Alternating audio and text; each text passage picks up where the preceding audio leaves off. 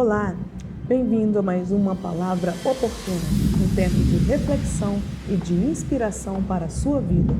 Estamos iniciando mais um tema. Fiquem conosco, pois nos próximos minutos estaremos refletindo sobre algo da Palavra de Deus para nossa edificação. Te espero.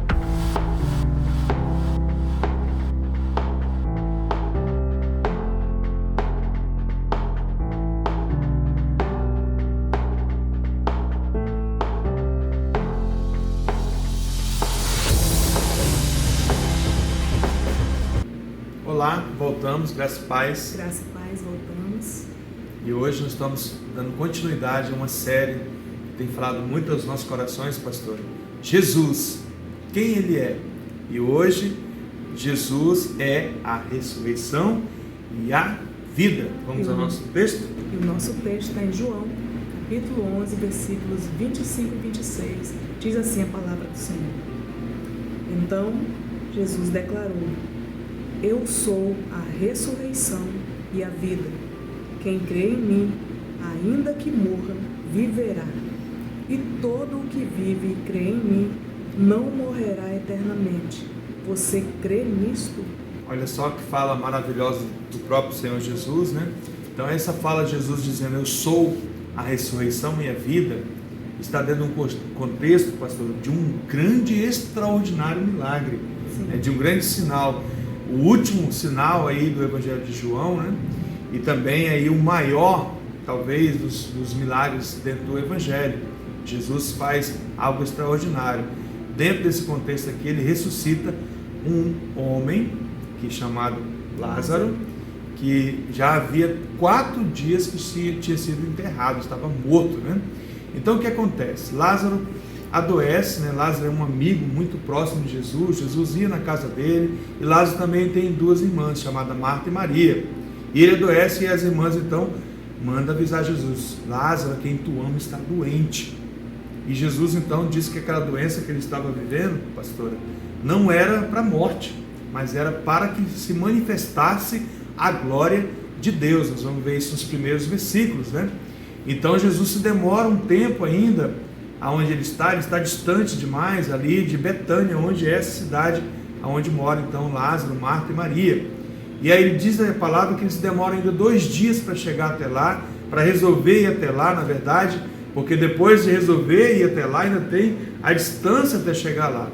O fato é que quando Jesus chega lá, já passou-se 4 dias que Lázaro está enterrado.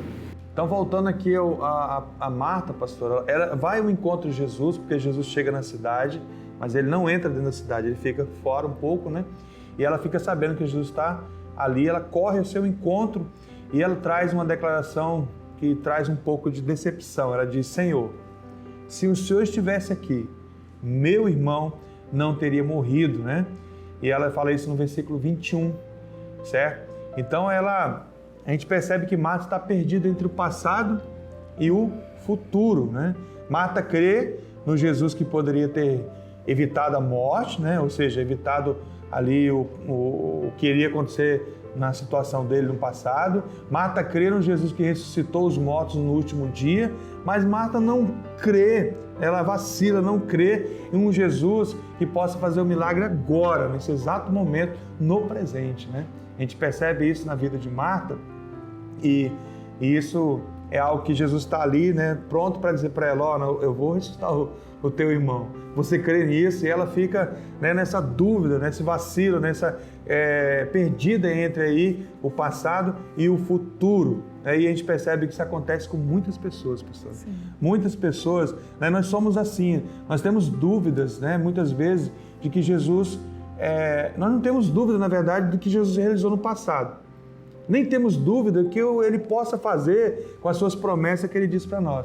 Mas quando nós estamos diante de uma situação, né, de morte, talvez, diante de uma situação complicada que nós estamos atravessando, falta fé. Nós não cremos que ele está conosco, que ele está ali no presente, porque ele mesmo disse: estarei com vocês todos os dias, né, até a consumação do mundo, né? Então Marta vive no passado e no futuro, mas Marta ela não quer entender, ela omite esse presente, a pessoa presente de Jesus que tem poder para fazer todas as coisas. Ela não crê nisso. Nós vemos essa crise em muitas áreas da nossa vida, porque muitas vezes nós não cremos, né? Não podemos viver apenas de lembranças do passado ou apenas crendo que Jesus vai fazer alguma coisa, mas precisamos crer hoje que Ele tem poder para curar, né? Então Jesus também é o outro ponto que nós queremos compartilhar, pastora. Ele não tem apenas compaixão, mas Ele tem poder para mudar a história das nossas vidas, amém? Então Ele tem esse poder, porque a gente percebe aqui que Ele não apenas sente os nossos dramas, mas também tem poder para resolvê-los, porque a gente percebe o seguinte, que Ele tem um amor muito grande ali por Lázaro, por aquela família. Tanto é que nesse trecho aqui, que o menor versículo é citado, que diz que Jesus chorou. Ele chorou porque ele sentiu ali a condição, né, da morte, a condição horrível que o ser humano ia passar. Com toda certeza, né, ele sabia o que ele ia fazer, então, na minha opinião, talvez não tinha necessidade de Jesus chorar, mas ele chora não só porque Lázaro, seu amigo, morreu, mas porque ali talvez ele viu a minha condição, a sua condição, a condição do mundo, de uma morte sem Deus, sem uma vida com Deus, né? Que tantas famílias iriam atravessar. E que tantas famílias iriam atravessar, muito bem. E aí a gente percebe aqui que a gente precisa entender, né? O que nós precisamos entender para que realmente Jesus possa operar na minha vida e na sua. A primeira coisa que nós precisamos entender é que a responsabilidade de crer é minha, é sua, pastora, é nossa a responsabilidade de crer. Ela é condicional. Ou seja, Jesus fala, você crê nisso, Marta? Que eu posso ressuscitar o seu irmão? Ou seja, a responsabilidade de crer é minha. Jesus, né, então, faz o milagre, levanta Lázaro ali daquele lugar, certo? E ele dá uma ordem primeiramente, né? Ele fala para que tirem a pedra. Ou seja, ele quer a participação minha e sua, porque tem muitas coisas na nossa vida que nos impedem, de fato, de viver essa fé, de receber o milagre de Jesus agir em nossas vidas, porque tem muitas coisas ainda que nos impedem. Pedras, ainda há coisas que nos amarram, que nos impedem, né? Porque a gente percebe aqui que Jesus fala, tire a pedra do túmulo onde estava Lázaro ali, certo?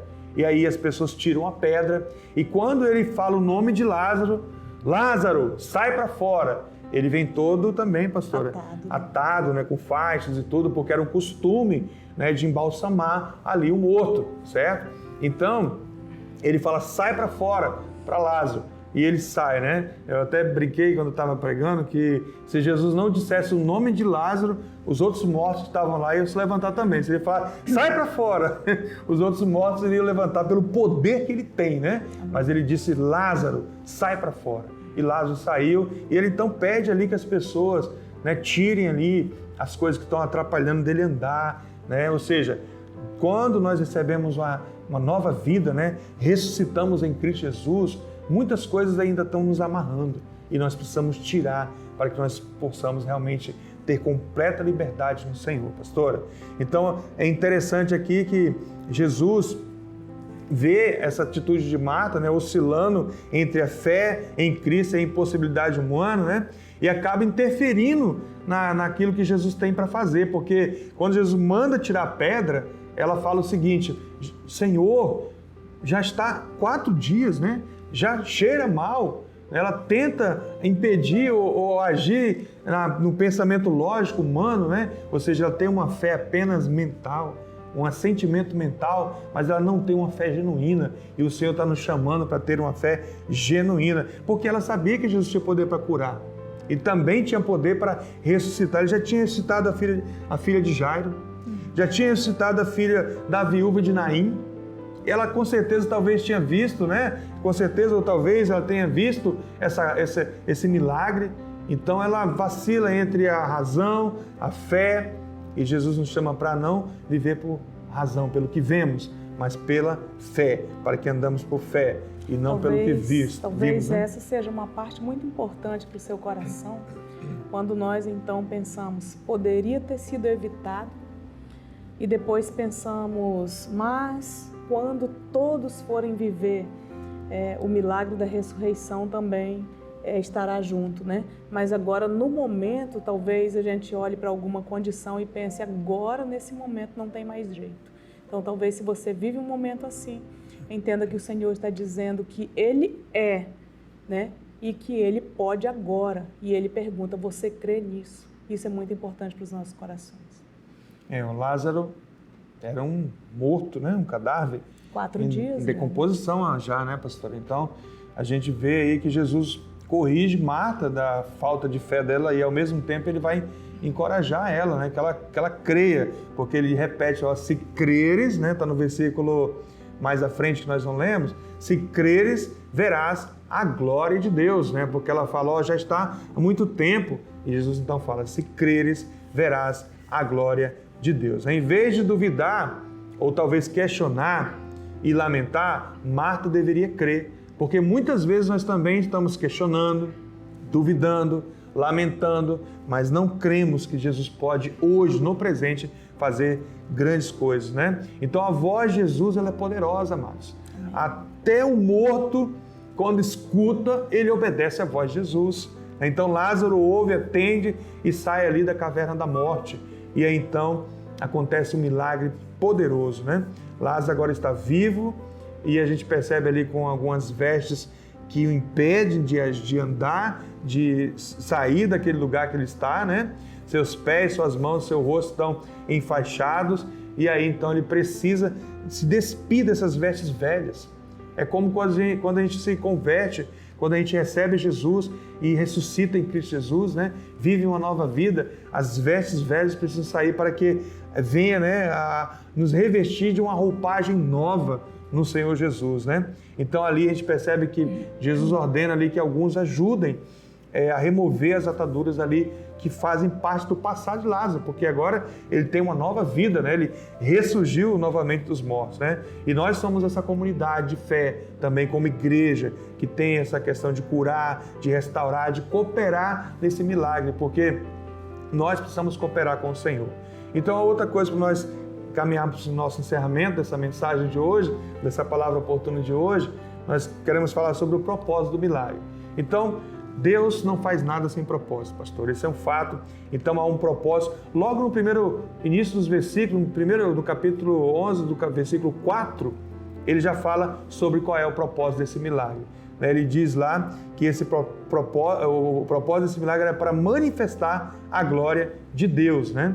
Então ele fala isso lá no versículo 4, que essa doença que Lázaro estava vivendo não era para a morte, mas para que se manifestasse a glória de Deus e para que o Filho de Deus também fosse glorificado. Ele diz isso, né, lá. Então o primeiro propósito desse milagre era para que Deus fosse glorificado. Tudo que Deus faz na sua vida, na minha vida, é para que Ele seja glorificado. Se Ele cura a sua vida, se Ele restaura a sua vida, se Ele muda a sua história, se Ele te ajuda em alguma coisa material que você precisa, tudo isso é para a glória dele, porque Ele tem um propósito dessa forma, né? Então, o segundo propósito, aqui que nós observamos na palavra de Deus, que está lá no versículo 15, 42, 45, você pode ler depois, é que Jesus desperta com esse milagre a nossa fé. Primeiramente ali a fé de Marta, também de Maria, né, ali daqueles que estavam ali, né, naquele momento ali com a família, consolando ali, né? Então ele traz um despertamento de fé e também que as pessoas crescem nele, né? Então ele tinha esse propósito também.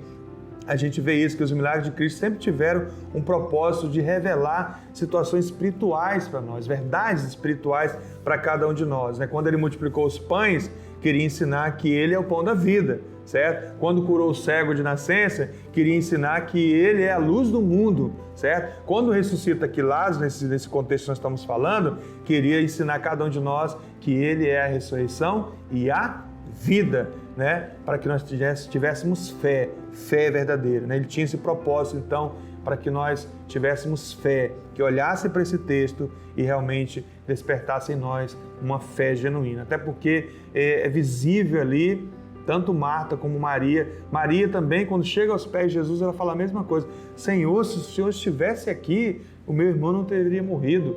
Os judeus que estavam ali né, consolando aquela família no momento de luto, eles também falam, Jesus curou o cego de nascença, não pôde curar, né, o Lázaro, deixou ele morrer, ou seja, eles já estavam mesmo vacilando na sua fé, né, na questão mais mental do que uma fé genuína e verdadeira.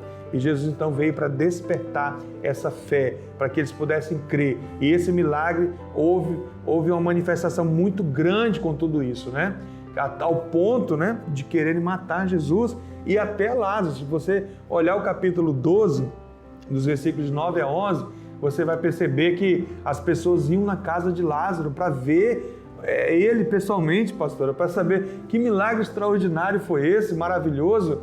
Talvez alguns chegaram lá, deixa eu tocar em você, será que será que é verdade mesmo? 4 dias?